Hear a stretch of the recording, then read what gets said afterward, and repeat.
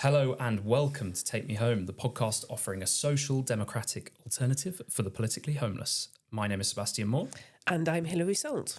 And today we are joined by Jacob Reynolds, Head of Policy at MCC Brussels and an Associate Fellow at the Academy of Ideas. Welcome, Jacob. Thanks so much for having me on. It's a real pleasure. Now, you're not in Brussels right now, are you? Not this second, no, but I do spend the majority of my time in Brussels. And just tell us a bit about that. What do you do there, and what's that like living in Brussels post Brexit? Yeah, well, my friends never tire of reminding me the irony of someone who was kind of very outspoken in favour of Brexit, then pretty soon after taking a job in the belly of the beast in Brussels and being subject to the very kind of visa restrictions and travel headaches that I was told were the most important reason to never vote for Brexit. I'm always aware of the irony there. But we set up MCC Brussels under the executive director Frank Frady, who some of you might know or some of your listeners might know. And we are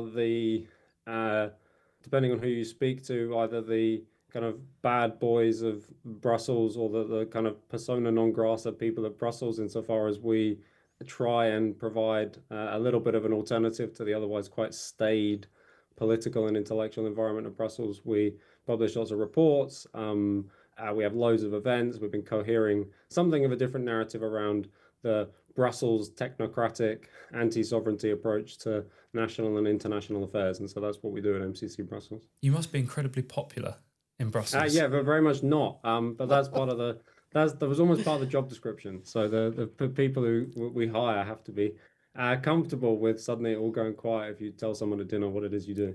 Yes, I do listen to your podcast, Jacob, and I find it really helpful because I've definitely taken my eye off the ball of EU news since we've been outside of the EU. So it's good to keep at least a bit of a weather eye on what's happening there, particularly given what's happening in the UK. So you probably know about our kind of great reset where the Labour government is effectively taking us back into the EU by stealth. Things like dynamic realignment and stuff like that. It's just really... It's important, I think, that we don't lose track of what's happening in the EU. Yeah, well, it is, and thank you for the kind words about our podcast, which your viewers can go and find with the MCC Brussels podcast on YouTube. But one of the things that's always struck me is that, I mean, there are ways intellectually and politically that the UK seems ahead of or on an accelerated timeline compared to European countries. But equally, there's lots of ways in which European countries are ahead of the UK in many ways. And so it's been quite eye-opening spending time in the European political context where you see some of the trends. I mean, like what some people in British politics refer to in a slightly kind of Daily Mail fashion as the Islamo-left alliance. You see that in a slightly more accelerated form on the continent, and you wonder how it's going to come to the UK. The kind of politics in Europe of the cordon sanitaire, the desperate attempt to keep right-wing populist parties out by any means necessary, and the stacking of the institutions against them, that kind of stuff is what we're going to see a lot more of in the UK, I think. So it is a useful place to understand what's coming next. Right. So 2026 has got off to a wild start. We often joke on the podcast that we've got to get these episodes out quickly because if we don't, everything will have changed and Trump will have invaded another country by then. We've obviously had the Venezuela stuff, we had Greenland, we had Iran. We referenced this last week, but the Battle of Ideas panel on sovereignty, Battle of Ideas North, which took place I think 2 weeks ago. It kept changing name because every time there was a new geopolitical development, we had to add in a new country. I wondered, because you spoke about the vibe shift at a talk I attended last year. I wondered if we, because that's a term, that was very much a 2025 term with Trump coming back in January 2025. I just wondered, what is the vibe shift for anybody that doesn't know, or we might be talking about different things. Yeah, well, as you say, this was a lot of comment around the second Trump presidential win. And I mean, I was quite critical of the term in many respects because I think it basically tried to say that the reason there was suddenly a turn towards right-wing politics in America and maybe beyond that it was suddenly acceptable, for example, to be critical of immigration, more hostile towards transgender ideology in schools, whatever it was. And people essentially tried to say that that was because something had changed, not in politics specifically, but in the culture. So something had changed culturally, and the phrase people love of kind of politics being downstream of culture, i.e., that you change the culture first, and then people's political views just kind of change without anybody really thinking about it. So the vibe had shifted. It wasn't as if people attributed Trump's victory not to political arguments being won, but to a kind of cultural sense shifting that made it suddenly possible to be and acceptable to vote for Trump. And there was obviously some of that, like you saw, I mean, especially among some subsections of young people, the MAGA hat became a symbol of kind of like rebelliousness or even cool on some university campuses. So there was a cultural element to Trump's victory, but the broader thing I think was more fundamental and less ephemeral and more important that something had shifted politically, intellectually. And that is, I think, in some ways what people were actually trying to get at when they were saying the vibe has shifted. They were like tectonic intellectual historical plates had moved in a period of time, and then that was reflected in the Trump victory. And I was kind of more interested in, and am more interested in understanding what those big political and intellectual changes are than paying attention to kind of niche podcasts or whatever elements of culture or the existence of a right-wing art gallery, however interesting those things might be, as the kind of really fundamental things that underlied the shift in Trump's direction.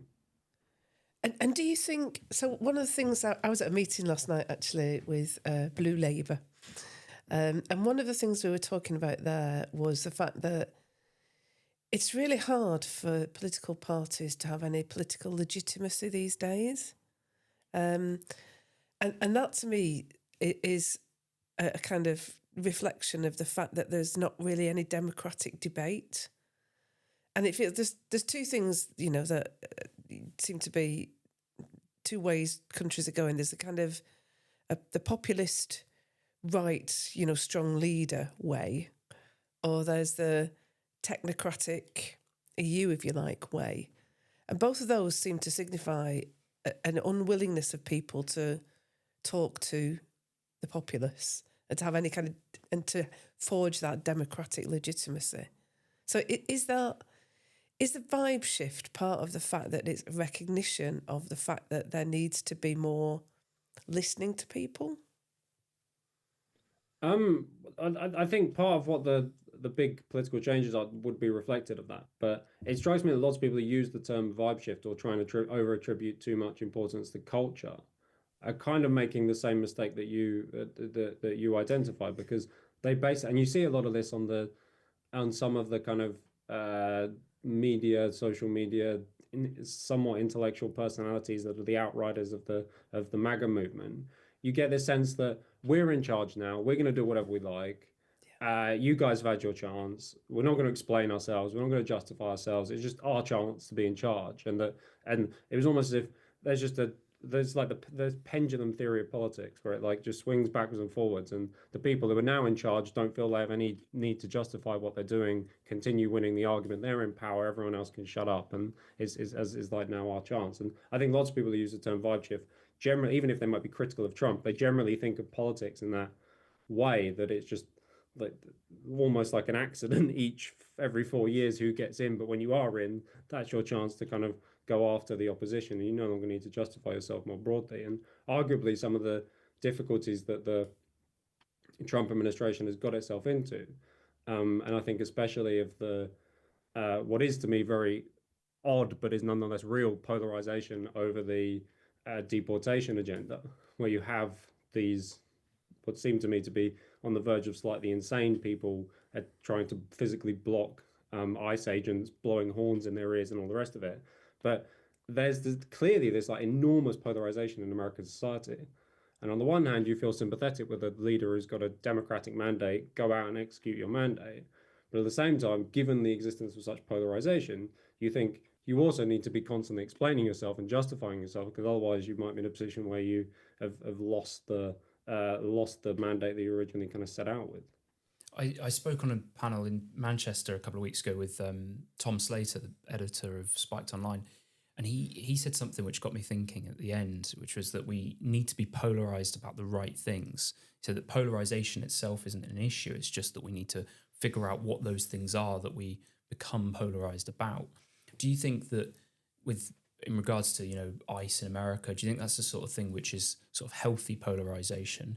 And do you think that the people on the let's say Trump's side would say that this is a battle we need to win, rather than that there's no concessions that can be made with the other side that are protesting?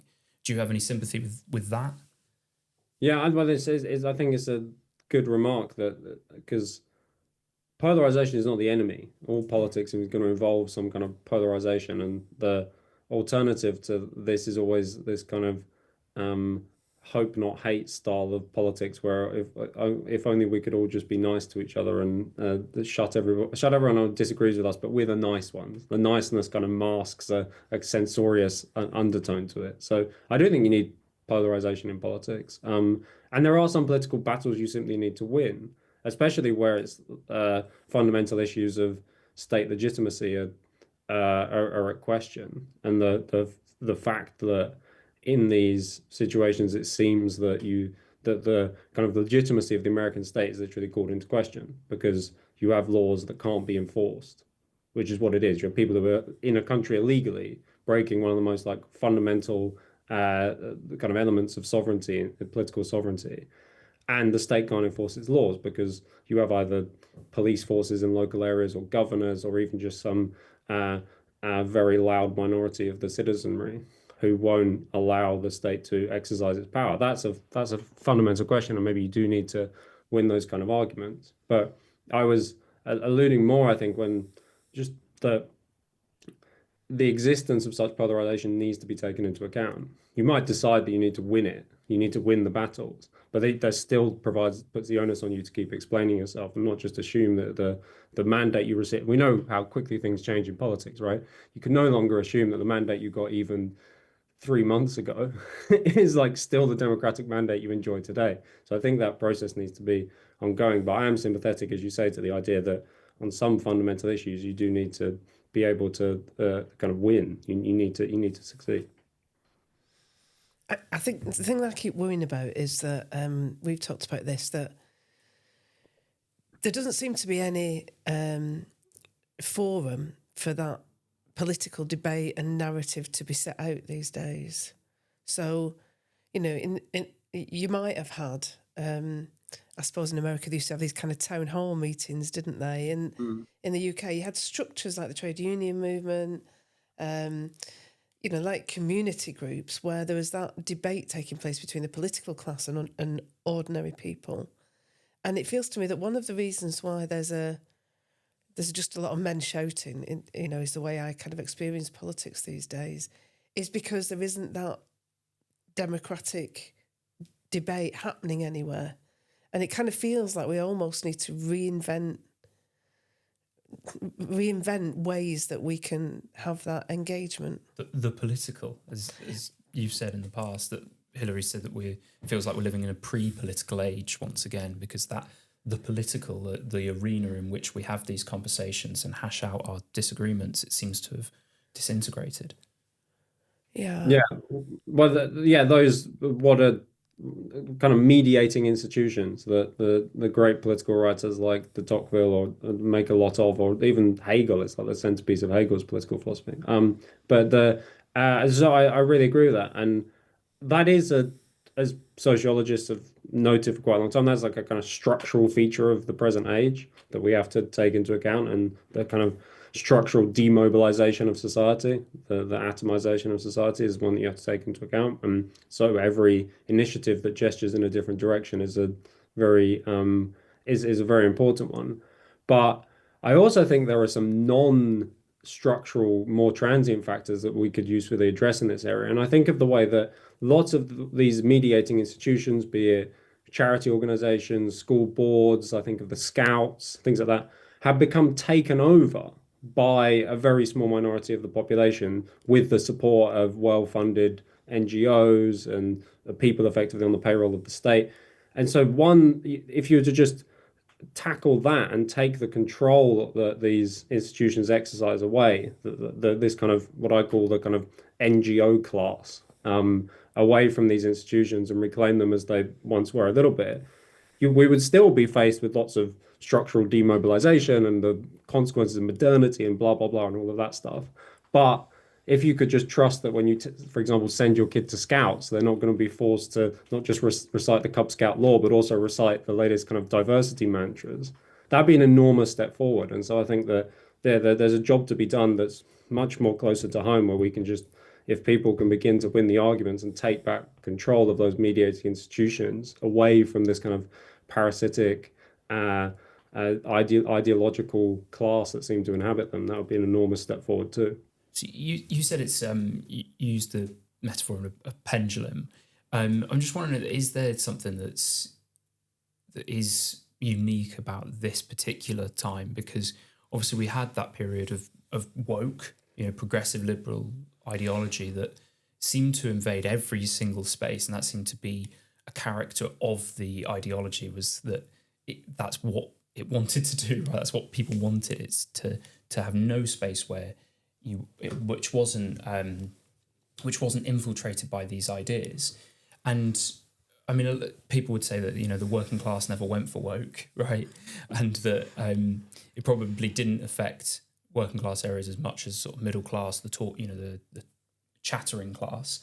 But I think one element of the vibe shift, and I mean, it's easy for people to kind of attribute their own their own desires to the thing that's shifting, right? So I say, oh, it's shifting in my direction. But one thing I see is that all of these institutions, it feels like now they're no longer able to do those things, and the scrutiny will be higher. And I feel like just in groups of friends of mine, it feels like now people are able to contest things. Like if someone were to say, a man can become a woman, 5 years ago or even 2 years ago, I feel like it was the done thing. You could not push back on that. Whereas now it seems much more common. And I feel like there is a cultural element to the vibe shift. The fact that it does feel that period of progressive liberal ideology, which we were under for a long time, has fallen away.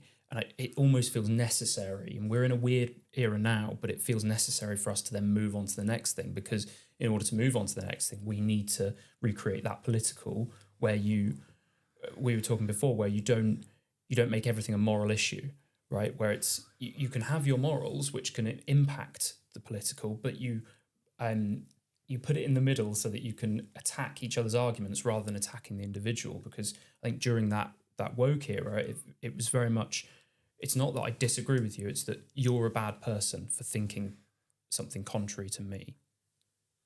Yeah, no, that's very astute. And three quick points in reply. First, I always think that whilst you want to avoid hyperbole, the point you made about woke being like by design having to invade every area of our existence, that's structurally what you call totalitarian, right? The great writers who identified the essence of totalitarianism usually tended to figure it out in the fact that there was no longer any possibility of any distinctions.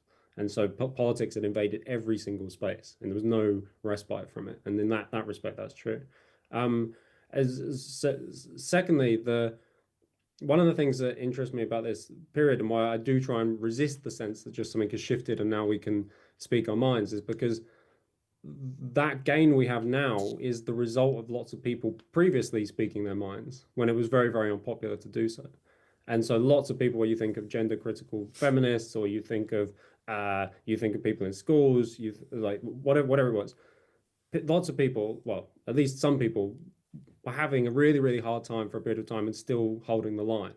And the period we enjoy now is the result of, in part, the result of that people put in a lot of political work to educating the public about these issues, winning the argument, convincing other people that this just wasn't like some university madness, but actually had real world applications. People highlighted the effects of, if you take kind of gender ideology, people highlighted the effects that this had in schools, in prisons, in sports, all the rest of it. And so the climate of freedom we enjoy now is in no small part thanks to the hard work that was done done there, and there is a kind of how that exactly shifts and at what moment is an interesting question for social psychologists or something. But there's obviously an emperor's new clothes type quality to these things, where eventually it does just take, even if it takes someone to just point out that the emperor's naked, and then people can suddenly say the same thing.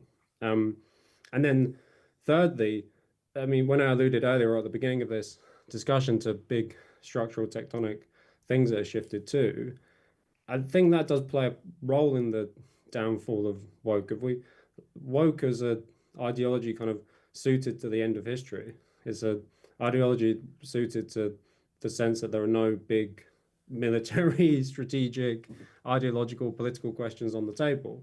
And when suddenly there are again, for some kind of accidental reasons, as it were, like a pandemic, some structural reasons, like a war breaking out on the European continent, and some political reasons, like the return of national sovereignty to the forefront of debate through movements like that took place in 2016 around Trump and Brexit, that these, even if they don't at the face of it seem that connected, they absolutely challenge the ascendancy of woke, because they put real political issues back on the table, number one, which displaces what seem like slightly phony concerns around identity. But number two, these things raise questions which the woke ideologies we just cannot answer, and call into these things into fundamental question. We think of the great kind of populist revolts of our time. They're ultimately a revolt around the sense that people have no control over their lives, which is kind of obviously clear in the Brexit slogan, but is clear elsewhere. And what they're ultimately saying is that people are saying is, I feel like everything was done to me. Nobody consulted me. Whether that's about the minutiae of EU regulation or more real issues to people about what their children are being taught in schools, is the sense that nobody ever bothered to ask me what I think about these big things that are shifting, these big things that are changing in my life. And so the end of woke and the beginning of the populist revolt are ultimately, I think, quite fundamentally connected, as well as there being some fortuitous timing in the fact that we now have real political and geopolitical issues that require serious attention. And for example, it's becoming obvious even to European Union elites, becoming obvious that you can't have a serious discussion about national security if your army is preoccupied with implementing diversity policies, that you can't constantly trash your nation's history and then turn around and expect people to be prepared to go and fight a war. So we're kind of luckily, unluckily in that sense too. But the fundamental point is that the political things are a response to the excesses of woke as well, obviously. I was just going to say, so it's self-defeating in a way, isn't it? Yeah. I've always thought the one of the definitions I liked about populism was it's the fight back against the colonization of everyday life by the elite. So the sense that your everyday life is dictated to by people who you don't. And I like the word colonization, not just because we get to steal a word from the critical race theorists, but because it seems to share something in common with the way that in colonial societies, the native population were treated with this kind of contempt. They weren't allowed their own culture. They have to have it imported onto them by people who knew better. And that's how our elites think about us at the same time. They rule over us like they would a kind of colonial population. I think Fight Back Against the Colonisation of Everyday Life might be the title of the episode. Right, yeah. I quite like that. So I think we've talked quite a lot there about the kind of democratic elements of sovereignty and the need to, have a connection with the people to decide what the democratic view is. How do we tie that back to sovereignty? So it seems to me you can look at this both ways, can't you? That it's hard to have a democracy without a sovereign nation, because it has to be bounded, and you have to have a people who can exert that democracy. Is it the other way around as well, that you can't have a sovereign state without that democratic input? Yeah, I know. Actually, at the panel that I spoke on, somebody referred, I think, to external and internal sovereignty. And what I meant by that was not Yes. just like the sense. I mean, in one sense, that means externally you have a sovereign country which has borders, and internally the central government exercises control over the territory. Right. So that's true. I place myself in the philosophically democratic tradition, so I believe that almost inevitably, historically speaking, when you start talking about sovereignty, you're implying concepts that have to do with democracy. It's just like not inevitable, but a somewhat logical consequence of beginning those arguments about sovereignty, for the simple reason that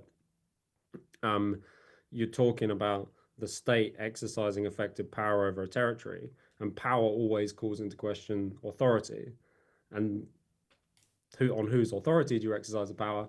And the historically successful answer to that question has been, I have my authority democratically, or at least I represent the people. And that's why the kind of sovereignty moment in European history, and you think of the great writers, even people who were hostile to democracy, like Hobbes, nevertheless had to immediately start making the claim that the sovereign was exercising power for the good of the subjects.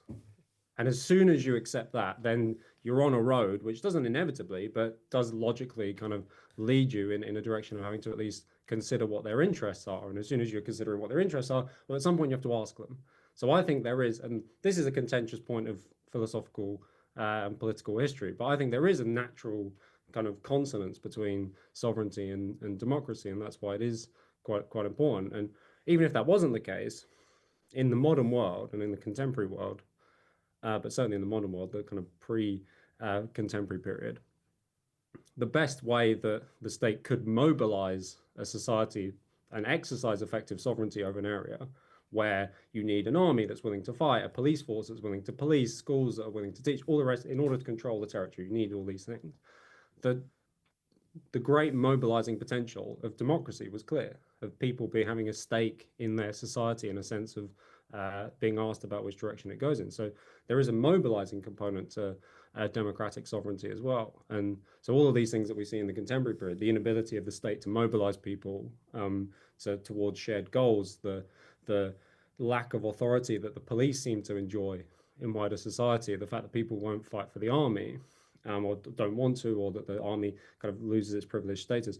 All of these indicate that we have a profound crisis of democratic sovereignty, that people don't feel they have a stake in their society, and as a result, those powers of the state become harder and harder to exercise. So this is where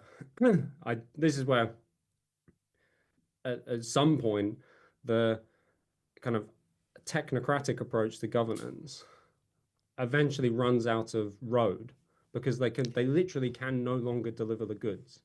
And in a previous era where society wasn't that democratic, but everyone's living standards are rising, the schools work, the hospitals are okay, blah, blah, but we can, and this has been, some countries have offered this bargain to their people, as it were, like, you stay out of government, but we'll deliver the goods.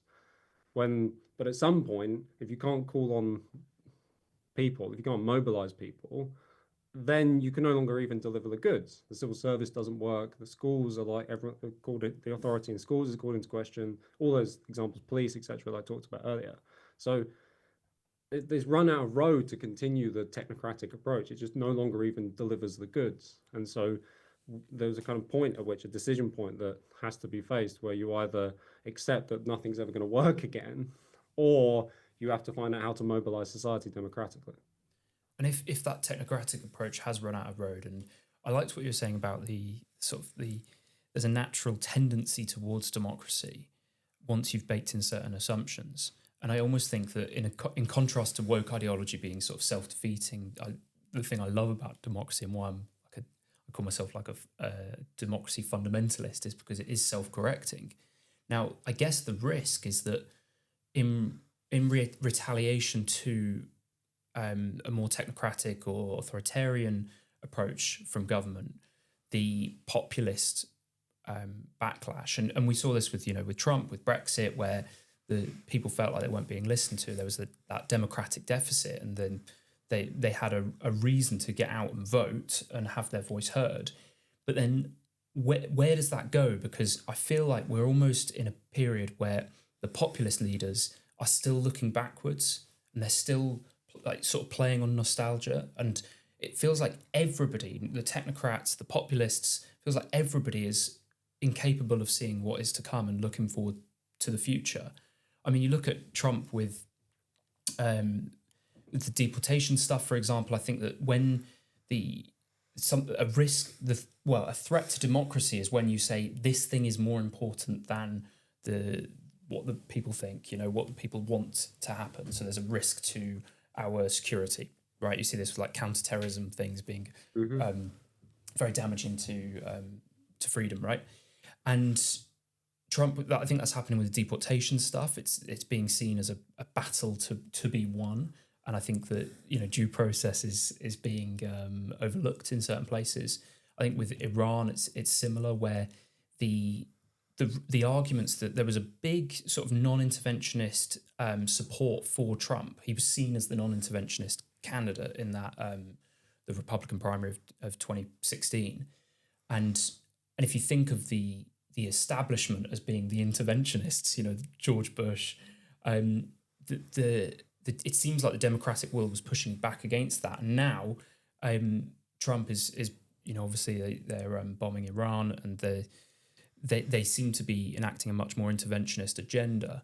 And the arguments for that are not often an argument to try and win people over, but just to say you need to get into line because our enemies, the Democrats, they don't want to defeat the mullahs and the ayatollahs, so you have to just get in line.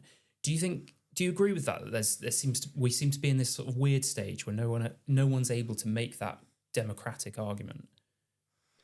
Yeah, I think there's a lot of truth to that. I think that this is kind of Schmittian, Carl Schmitt approach to politics of everything is friend and enemy. The only political distinction that matters is that between friend and enemy.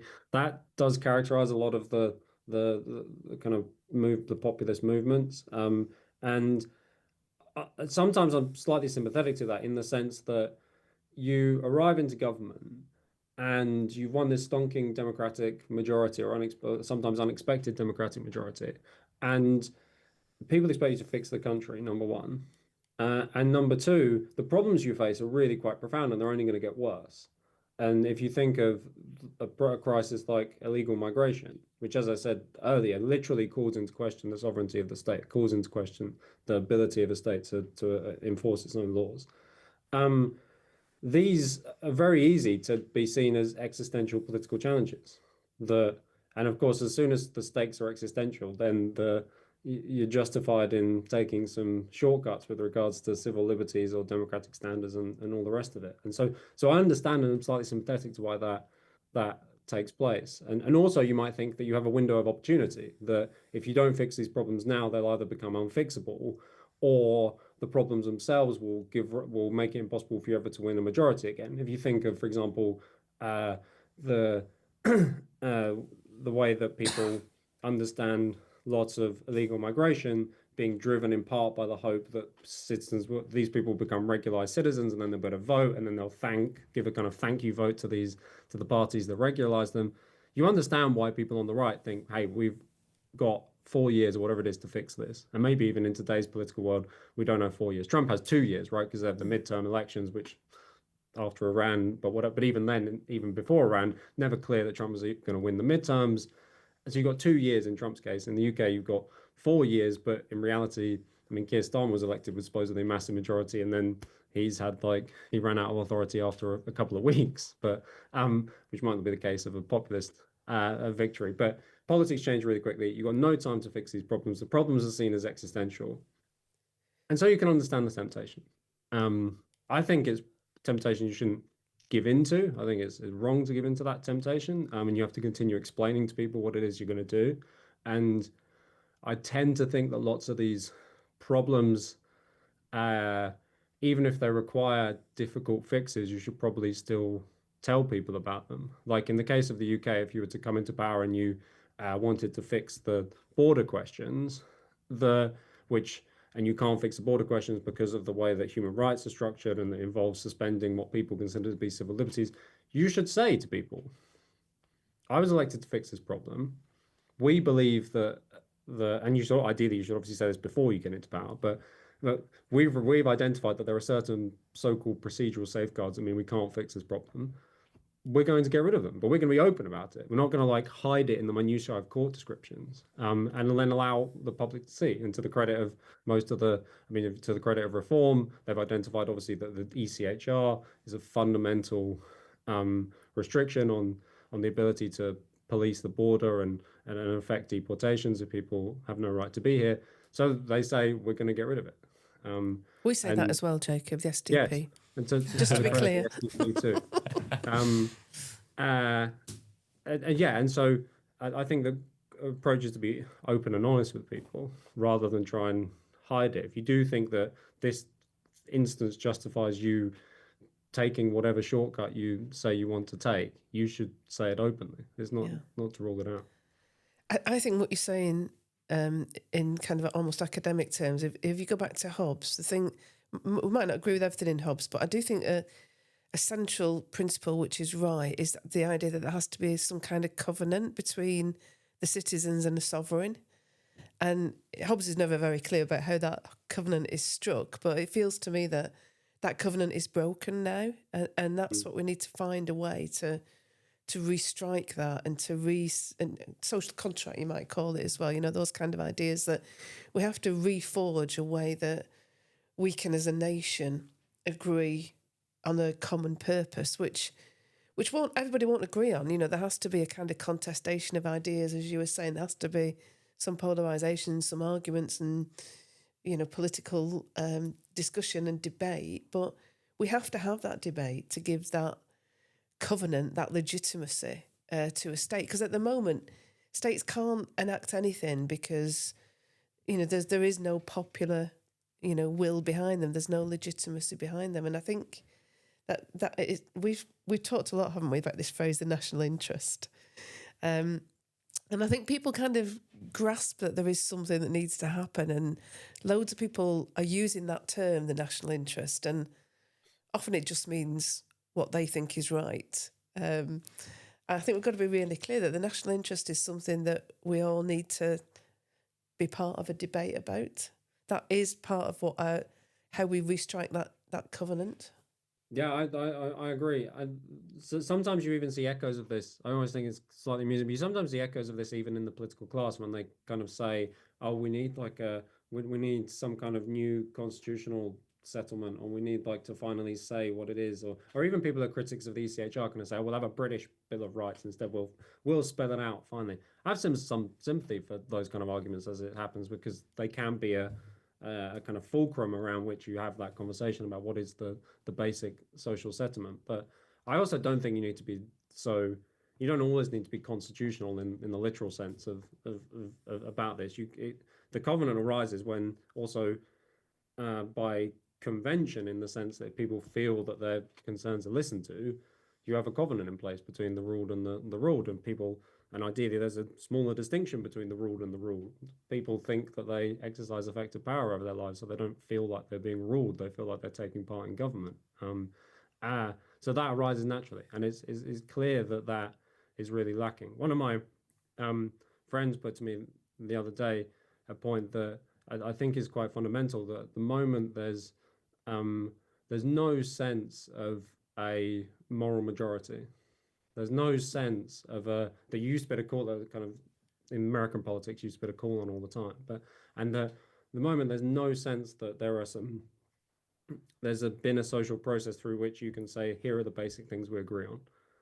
And that's what's peculiarly difficult about our moment, because you guys and me and other people might agree on some things, and then you find that other people have got wildly different political assumptions. And that makes doing politics in the present era very, very difficult.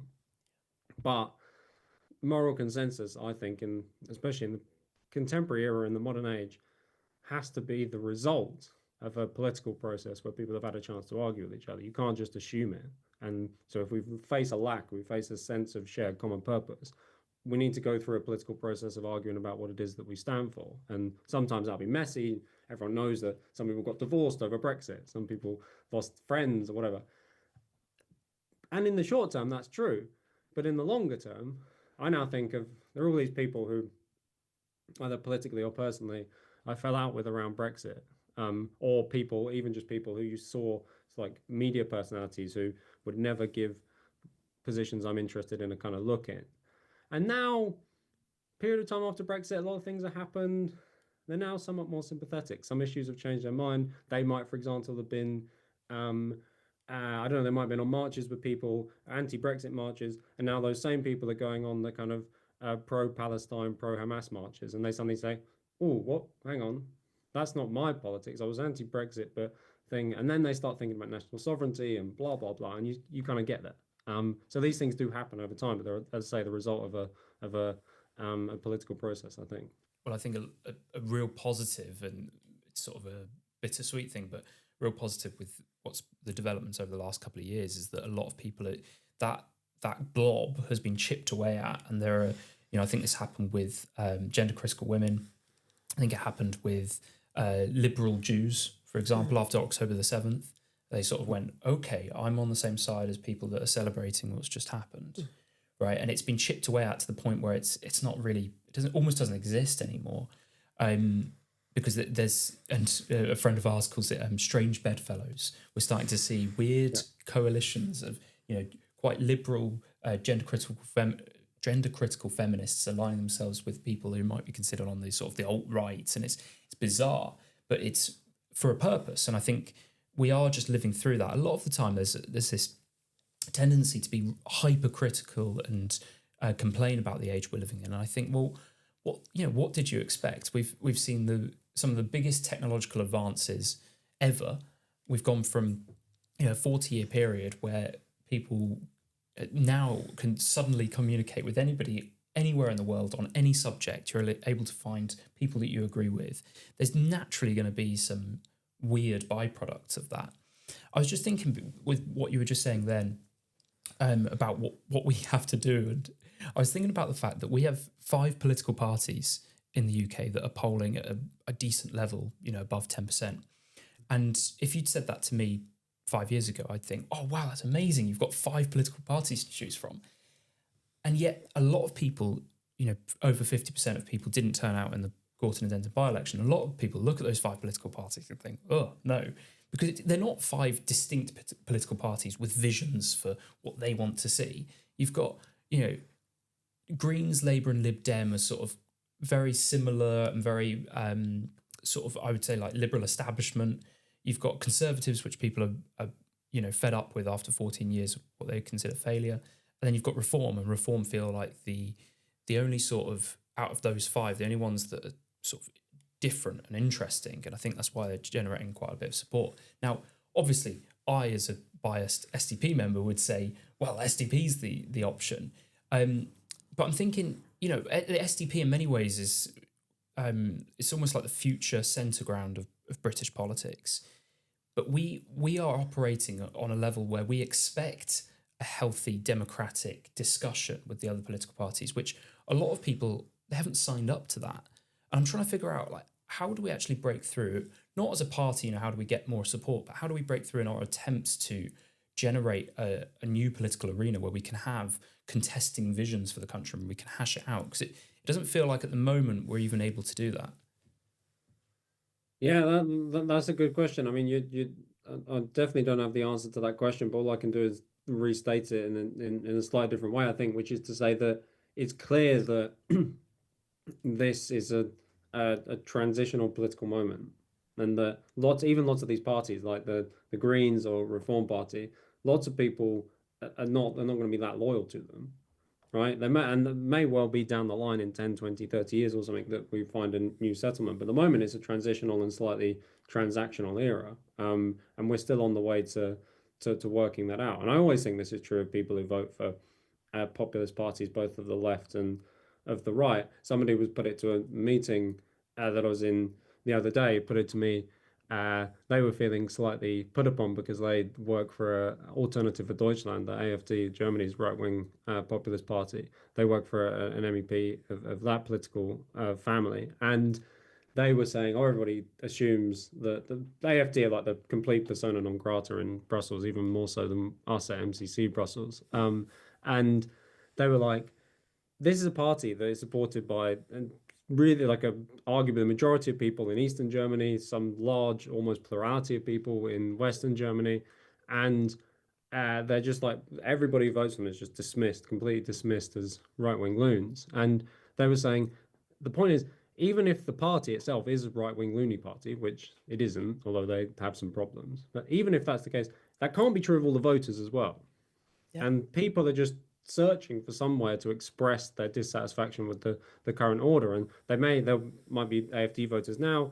In 10 years, there might be some other kind of voter or some other kind of party. So I think the point is that this is a transitional political moment. Lots of parties are going to rise and fall. We're in a period of people working things out. I tend to think that the best feature of this moment is the decay and the destruction of the established parties, especially in our case, obviously, Labour and the Conservatives. And so even though I hate the Green Party, I kind of somewhat silently celebrate their rise, because I think they do to the Labour Party what reform hopefully will do to the Conservative Party, which is cast it into the dustbin of history. And even if I disagree with the Green Party, there's now a basis of a discussion between Green Party politics, which was always the unspoken political part of Labour, even though it was never properly represented in the Labour Party, and something else. We can now have that debate out, and we'll see where that debate gets us.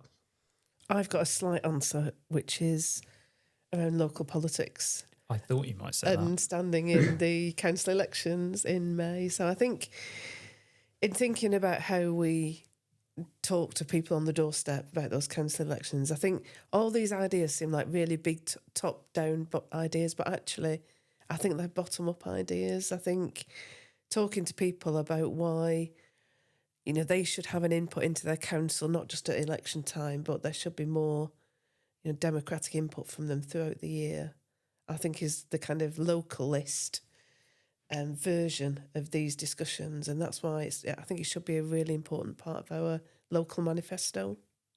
Battle of Ideas North, I think it was Stephen Knight who said, the winners will be those who control the streets.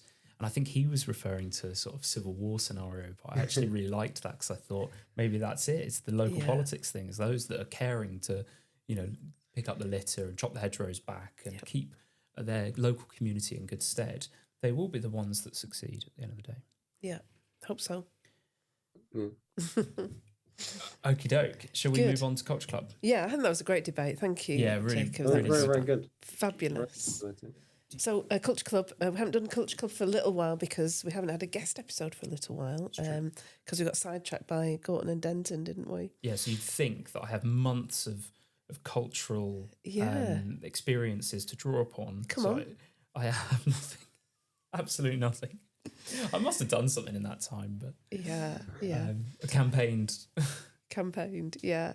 So I sometimes feel that's the same as me. That's what it feels like having kids. Is suddenly you realise you've gone like a month, a young kid. You suddenly gone a month without reading a book that wasn't directly related to your work or something. Yeah. I don't even have that excuse. You were campaigning. You got a good excuse. Yeah. So we thought we might talk about a book we've both read recently, which is Vassal State by Angus Hampton, which we read for a kind of sovereignty reading group that we're in, didn't we? But I think we both found it really, really useful in terms of understanding how the UK has just been hollowed out on so many fronts. So it was written, 2 years ago? Mm-hmm. Subtitle, How America Runs Britain. And it's focusing on like the business side of that relationship, less so than I thought it might focus on more on defence and foreign policy, but it's much more about business and how a lot of British businesses are actually owned by American private equity. Yeah. And I think we were all blown away by some of the stats in it and some of the kind of learnings we got from it. So things like, for example, the fact that all the payment systems we use in the UK are American owned. And every time you tap, a penny ends up in America. And that it effectively means that we, as a nation state, no longer really have control over currency. So if all those systems were suddenly currently withdrawn from us, we would not be able to function. And government has allowed that to happen in a way that has undermined our sovereignty. So, at no point has government said, oh, that's a bit odd. We shouldn't allow that to happen. We should make sure we have our own payment system. In fact, I think they have very recently set up a working group in government to look precisely at that. I think the Indian government has recently set up their own alternative system, and I think this is finally dawning on our ruling elites that that's a real problem. So, to me, that was a thing that I found was, as soon as you read it, it's really obvious, and you kind of think, well, why did I not understand that before? Why did I not really work that out? But it was a real shocker to me, really kind of shook me. Mm. I was struck by this. There was a reference to something I wasn't aware of, which was that Philip Hammond, as Chancellor of the Exchequer, attempted to introduce a digital services tax in 2018. And we have a similar policy in the SDP of a turnover tax on multinationals. And this was effectively like a 1% turnover tax on the 30 biggest tech firms. And it had a quote from a Democratic Senator, Ron Wyden, who said, if they think they're going to introduce this, there will be no trade deal between America and the UK. And I think a lot of our establishment would look at that and go, okay, we can't introduce that then.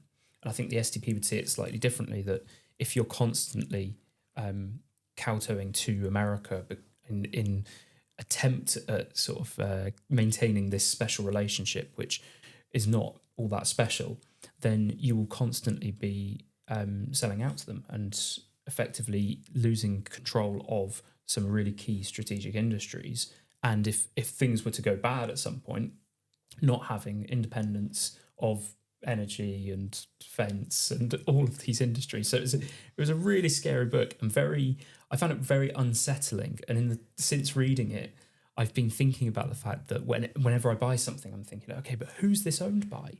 And I've been something I've been thinking about the last couple of weeks is it might be something to think about for a country, but much more transparency as to who actually owns businesses, so that consumers have a little bit more agency as to where they shop. Because I think we underestimate the fact that a lot of consumers would choose somewhere else based off who it was owned by and the practices of that business. Yeah, I have abandoned Amazon for Argos. Ooh. That will bring them down in no time at all. Hilary Salt's business is gone. Yeah, well, it sounds like the book. I'll pick it up and give it a read.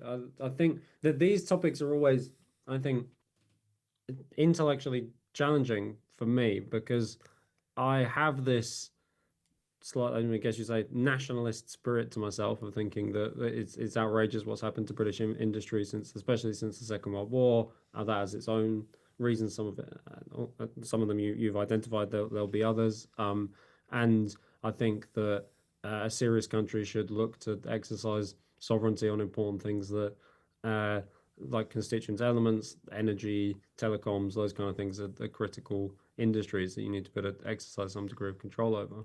But at the same time, and this is especially a discussion that's really gathering steam in the European context, in the EU context, there's this attempt to position an alternative to American companies that I think is at the same time really, really problematic, because what it comes from is not genuine concern over sovereignty, but one, a sense of economic inferiority, and two, a desire for control, to exercise control. So you see this quite clearly in the digital space, in social media, where they even talk about launching their own alternative to X because the big bad Elon Musk allows too much disinformation and all the rest of it. And so we need a European alternative that we can exercise sovereign European control over, et cetera, et cetera.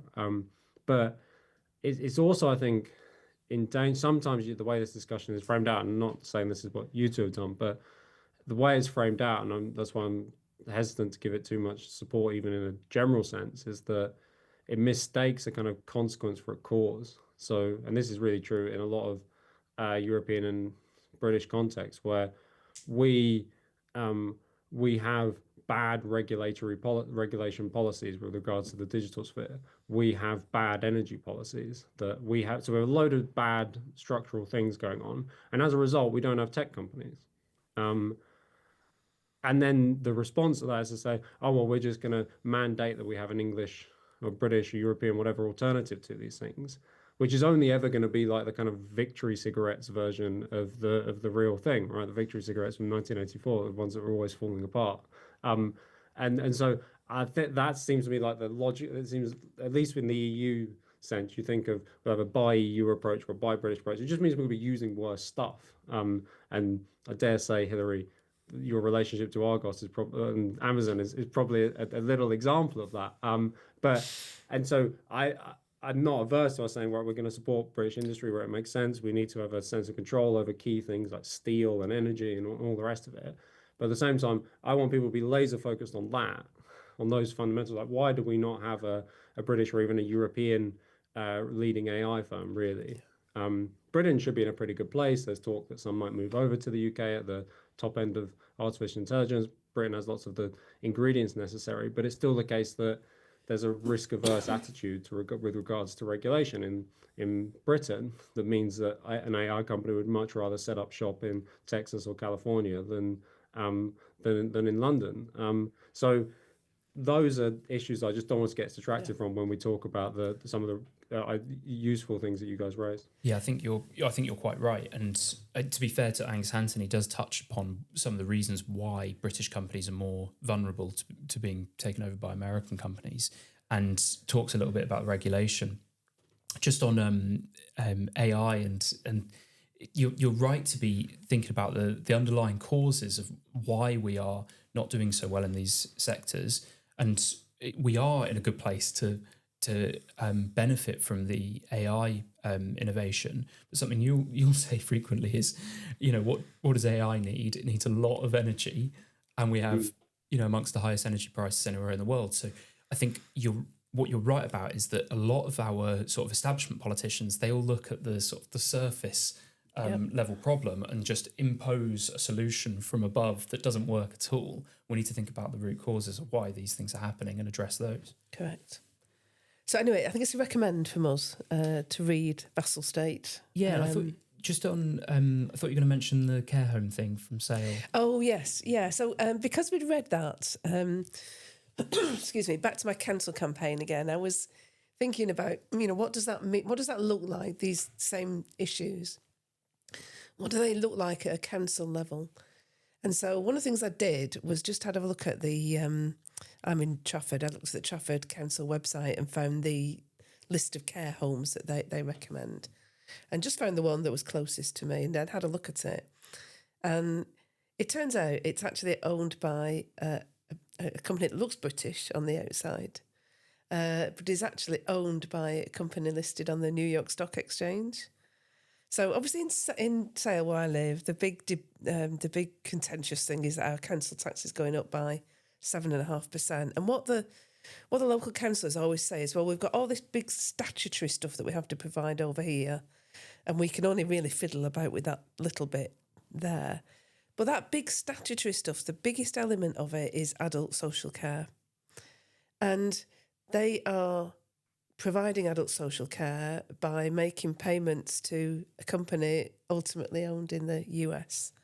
So the kind of most intimate and personal care for our vulnerable elderly people is being funded by the local council in a way that doesn't use, even a British company. And that feels wrong to me. And I just don't think that when people think about those statutory services that a council has to provide, surely part of that democratic debate that we were talking about should be local people saying, we don't actually think that should be provided by a company listed on the New York Stock Exchange. And that goes back to this idea of bringing politics closer and making it more accountable. Yes, absolutely. Right, should we get onto your Culture Club item, Jacob? Yeah, sure. And I wanted to throw in something. I might be a bit late to the party, but Michel Houellebecq's latest, I think some people say last novel, Annihilation, was translated into English towards, I think, the tail end of last year. I read that. I'd really strongly recommend it. It's if anyone's read any other Michel Houellebecq novels, I guess you kind of know what you're getting yourself in for. But it's at times depressing, at times very, very funny, at very piercing political insight. Lots of soul searching of slightly atomized contemporary figures. Um, but the reason why I specifically like this book, and we recommend it even to people who never, it's not just like a Michel Houellebecq purist novel. It's I think, his most humane novel that he's written. Um, and it features, I mean, a large part of the book is about the question of assisted dying, or assisted suicide, right? A large part of the book, it features that. It features discussion about care homes quite a lot. But all of this is going on at the same time as the protagonist is embroiled in this suspicious international terrorist plot that involves blowing up of oil tankers and all. There's like all these things swirling. The French state is trying to exercise power, but is kind of failing at every turn. But there are still nonetheless some useful people that can be relied on at the heart of the state to try and get things done. And the character is navigating these kind of interpersonal relationships, romantic relationships that feel very of the moment, in that they're like sometimes feel transient, yet at other times feel really existential. Um, he's also Michel Houellebecq is a fantastic just observer of contemporary life. I think it's fantastic. It's not nearly as depressing as the title makes it sound. Annihilation, and is hilariously funny in places. And I think it really, he's written a number of books that some people like, some people dislike. He's acquired a reputation as being a kind of a right-wing author because of some of the topics he's touched on, like submission, which looked at the possible, I guess, the what we referred to earlier, the Islamo left alliance. Uh, but this book demonstrates, I think, quite clearly that he's not just a political writer in the sense that you read him if you're right wing as well or conservative and you like to see someone who's moaning at the modern world. No, he's a great writer because he's observant, got a real sense of humanity that comes across in all of the characters, and the sense that, without giving too much away about what actually happens in the book, the sense that comes across is that it's the people at the political margin that are and that doing things that don't they're not got into necessarily for political reasons, that are the decisive figures in contemporary life, and people just exercising some measure of control or sovereignty over some small corner of their own individual existence, that kind of, in the last analysis, kind of save or justify society.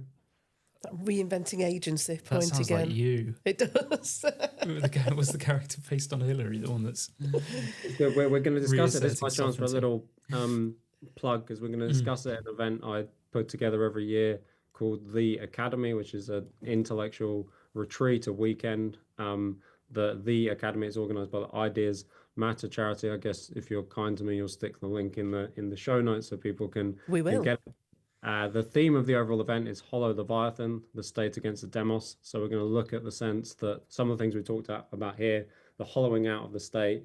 But we chose the title Hollow Leviathan because we want to get the fact that even though the state enjoys no legitimacy, it's very, very authoritarian. And maybe those things, two things are connected. Come to the event and find out. But so that's the theme of the event this year. It's going to take place in the summer, and it's a great weekend getaway. Come and have dinner and a drink and lots of interesting talks with some like-minded people. We really recommend it to people who, even if you've never been to such an event before, take the weekend, bring your friend or your partner or whatever, stay the night, and talk about politics and philosophy and literature in some comfortable settings with some free-thinking people. Recommend it to everyone.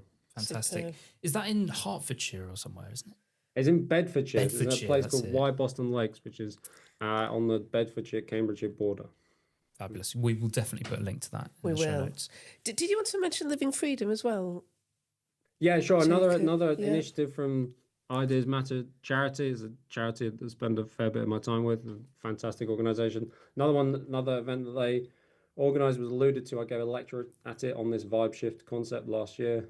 Living Freedom is an initiative for young people. I think it's officially up to the age of 30, but If you're youngish and interested in meeting free-thinking people and delving into slightly more political topics than those I mentioned with regards to the academy, but Living Freedom is a place where all the big political issues in a relaxed environment full of fellow free thinkers. It's grown over the years. It's become a tremendous place. Lots of people that you see cropping, or I see cropping up on television or in politics now in the UK. I'm like, oh, 3 or 4 years ago, I remember you at Living Freedom. I remember you made a really good point. So if you're the kind of person who thinks themselves as wanting to be at the cutting edge of political activity and you're youngish, as I say, under 30, go onto the Ideas Matter website and you can find out more. I was trying to figure out if it includes 30-year-olds because I'm going to be 30 this summer, and I was thinking, do I sneak in? Sure, it does. Yeah, and Okay, even if not, we can good. make exceptions.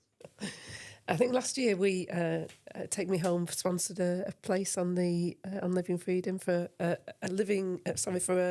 Take Me Home listener who applied. So we will see if we can do that again, and if we can, we'll tell you about it in an episode next week.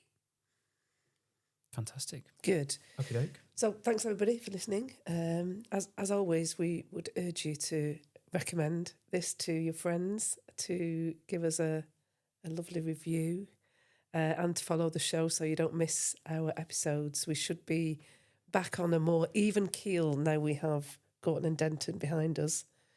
So we will see you next week. Thanks so much, Jacob. Thank you.